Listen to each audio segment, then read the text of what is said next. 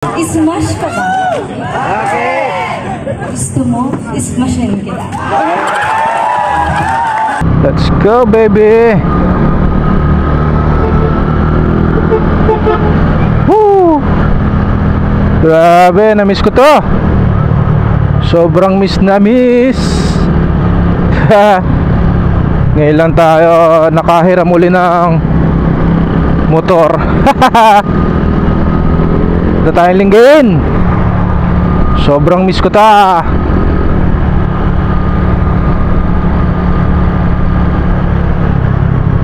Dami ng bago talagang mga building dito sa Lucao.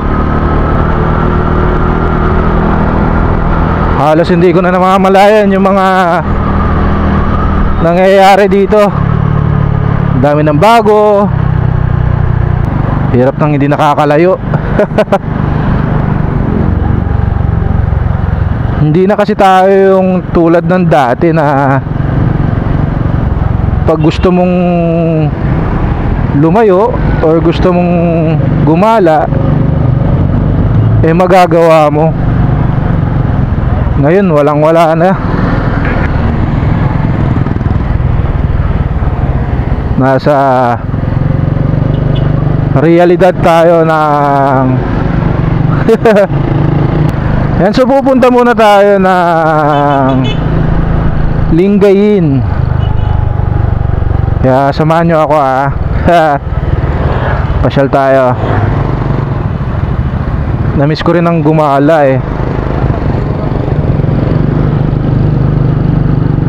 May kukunin lang talaga ako doon, kaya nakahiram tayo ng motor. Dahil nga yung tricycle ko eh nawala ng ilaw. Hindi pa tayo nakakabili ng ipapalit nating ilaw. Dahil doon sa amin eh halos sarado yung mga shop. Yan, madadaanan natin yung bahay ng isang idolo natin dito, si Pops Jeff.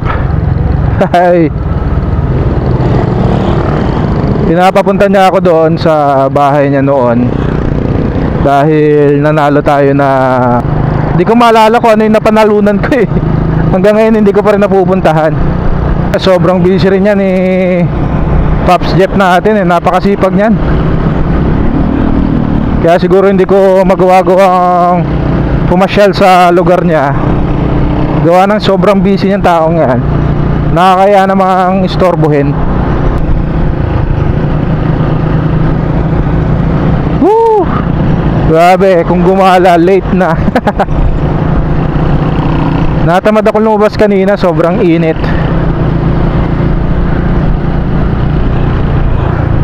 Kaya hindi tayo basta-basta nakagala.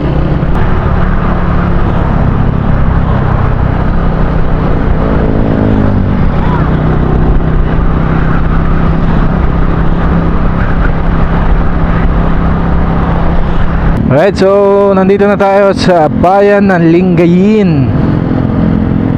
Ginabi na tayo.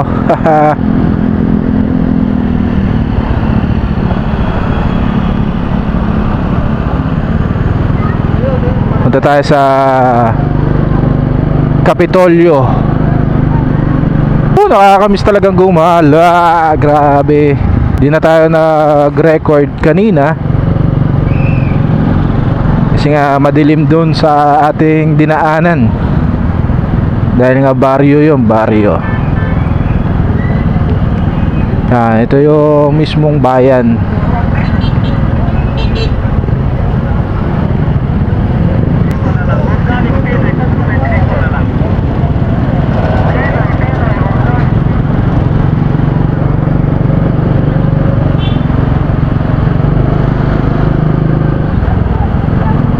Next natin ang Kapitolyo.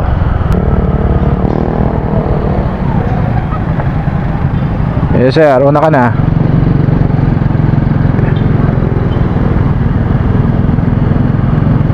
Maraming bisita oh. Yan, dito tayo sa mga malapit sa bituin.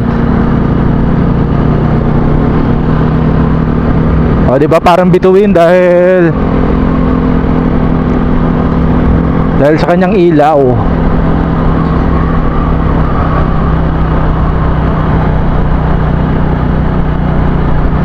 Anghel sa lupa, mananatili ka.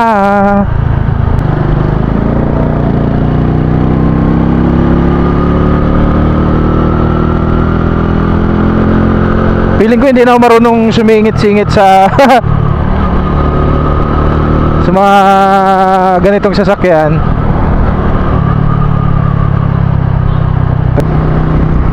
Lechon Pugon. Shoutout kay Ferds, ang owner ng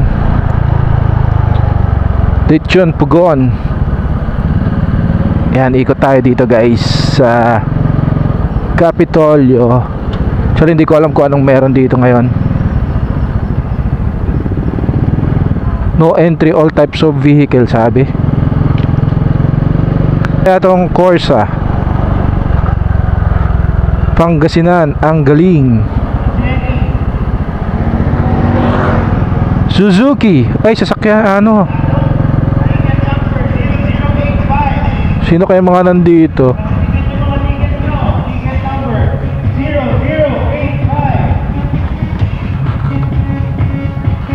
Guys, makikichismis tayo dito. Baka nandito sila Moto Wi-Fi.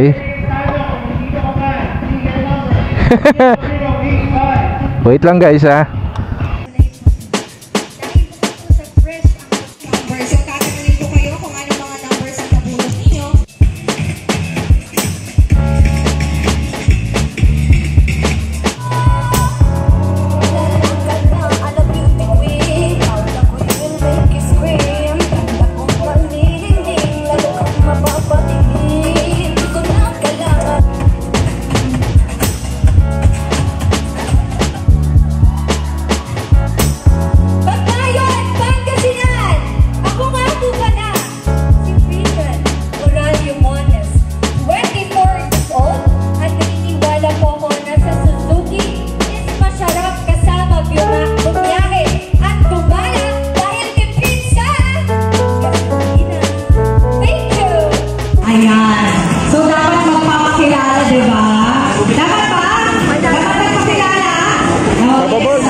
Sticker ka pa dyan? Naubusan na ako ng sticker bro. Di ba? Okay lang. Well anyway, lagi naman tayo nagkikita sa kalsada. Good evening. Ganda to eh. Ismash ka ba? Okay. Gusto mo, ismashin kita. Ladies and gentlemen, standing in front of you, ang Smash, masarap, sarap. Ang Smash Fresh, ang Smash Hot. Ready to make as Espiritu 24, your Smash Babe number 5. Ayan! So tutuloy na tayo guys. Sayang at hindi tayo nakasali sa, hindi na tayo sumali doon sa registration. Merong free registration para sa raffle. Para sa raffle ng mga sasakyan. Meron daw mga washing machine. Sayang. Ando si Papa Bolt. So shout out kay Papa Bolt. Hindi na tayo magtatagal dahil nga umiram lang tayo ng motor.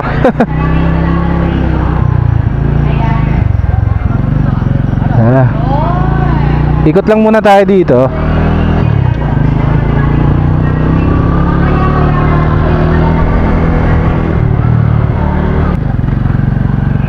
Ito yung papuntang dagat. So tignan lang natin kung ano yung mga kaganapan. Let's go. Parking area, pero hindi na naman tayo magpa-park.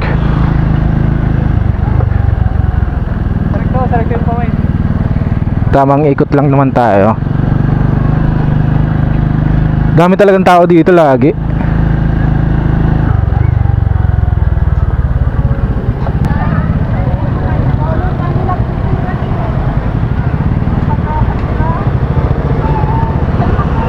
Ayan, kahit na gabing-gabi na dito, buhay na buhay pa rin ang Baywalk.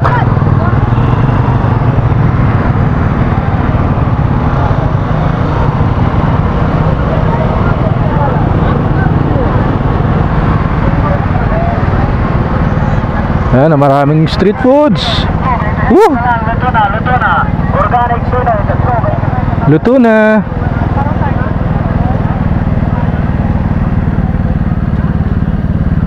Oh, di ba? May mga ukay-ukay. May mga lovers. May mga lovers diyan, for sure. Parang ito. Sana all.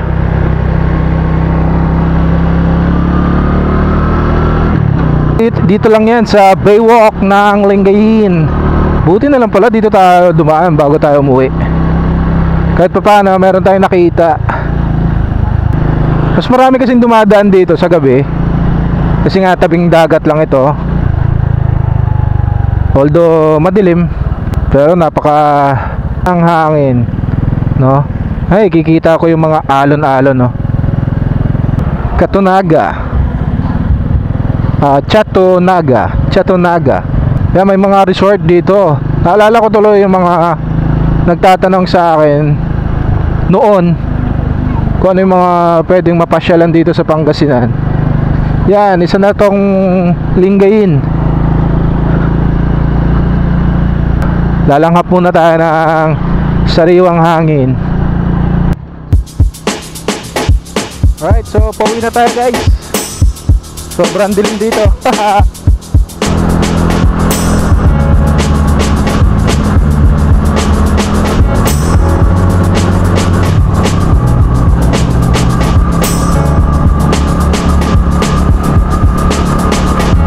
Grabe. Ganito rin siguro yung pakiramdam pag nag-i-endurance ka. Yun nga lang, pinagkaiba. Siyempre, pag may mga kasabay ka sa endurance,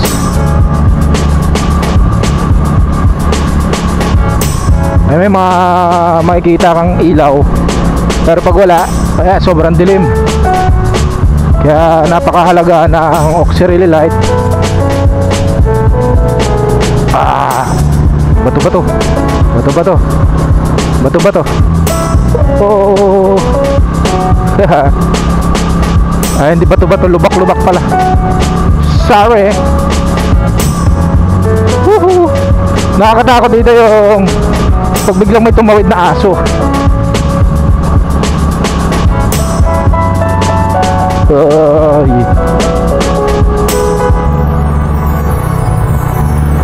Kasasabi ko lang, ay tumawid na aso kaagad.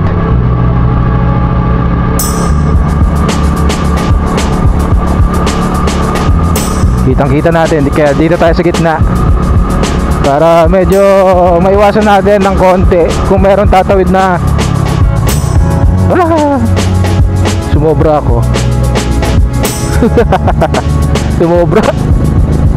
Nandun na pala yung labasan. Dito na tayo sa Binmaley guys. Napakabilis talaga ng biyahe basta nakasingle ka. Dito na tayo sa bayan kagad. At syempre bago tayo umuwi, palitan natin yung gas. Nanghiram na nga tayo ng motor, hindi pa natin papalitan yung gas. Nakakaya naman.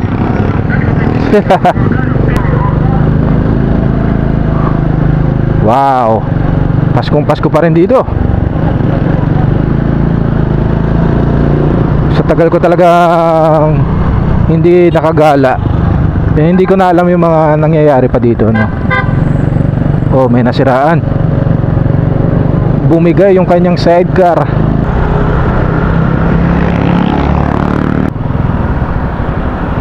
Pagas tayo saglit. Baka 1 litro lang to. Check natin. Parang hindi na bawasan. So nakapagpagas tayo ng 70 pesos. Boss, thank you ah. Kaya tutuloy na tayo dahil gabi na.